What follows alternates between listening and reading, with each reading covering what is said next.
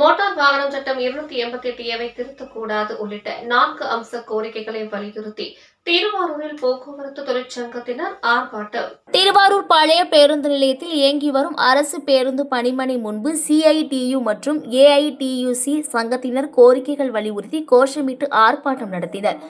இந்த ஆர்ப்பாட்டத்தின் கோரிக்கைகளாக மோட்டார் வாகன சட்டம் 288 AI திருத்தக்கூடாது, தனியார் பேருந்துகளை நிரந்தரமாக குத்தகைக்கு எடுக்கும் முயற்சியை கைவிட வேண்டும், மின்சார பேருந்துகளை அரசு இயக்க வேண்டும், கழக பணிமனைகளை தனியாருக்கு தாரை வார்க்கக்கூடாது உள்ளிட்ட 4 அம்ச கோரிக்கைகளை நிறைவேற்றிட வலியுறுத்தி ஆர்ப்பாட்டத்தில் ஈடுபட்டனர்.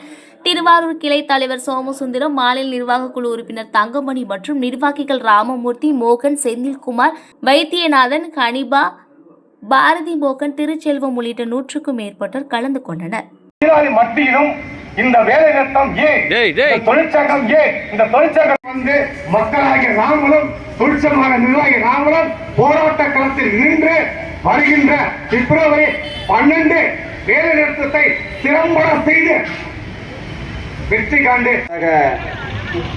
AITC தொழிற்சங்கத்தை சேர்ந்த தெரிவித்துக் கொண்டு பூர்த்தி செய்ய கிடையாது.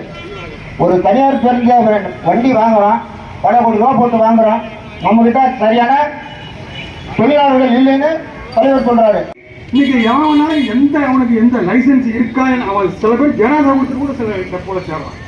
அப்படி ஒரு மோசமான நிர்வாகமாக இன்னைக்கு தமிழக அரசாங்கம் மாறிக்கொண்டிருக்கிறது.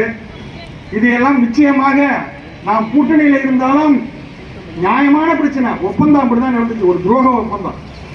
500 கோடி ரூபா ஒரு வருஷம் காலம் கடந்து போட்டாங்க ஒப்பந்தம்.